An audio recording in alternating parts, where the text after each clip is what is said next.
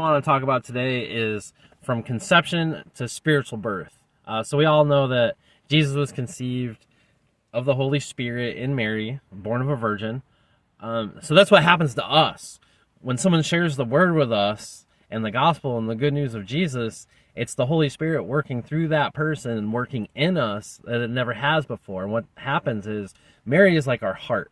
So when the Holy Spirit is spoken through the gospel into our heart, it's like Mary hearing that angel for the first time saying, "You're pregnant with the Holy Spirit." And she doesn't know what to do. Like, all these things are happening. So she goes and tells Joseph. Joseph is the intellect. All of a sudden the heart is like, "Hey, something's going on here." And then the brain is like, "Yeah, I see that something's going on here, but I don't really understand it. I really just don't really want to deal with this. I got my life to live and carpentry and all these things to do."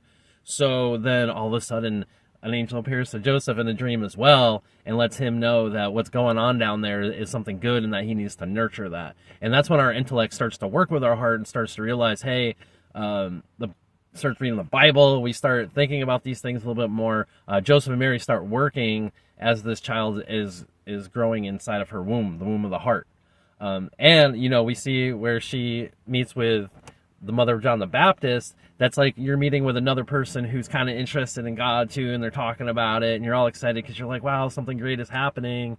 And then the day of the birth comes, and Jesus is born in the manger. That is kind of how Christ is born in our heart in these worldly conditions, and we're still in the flesh.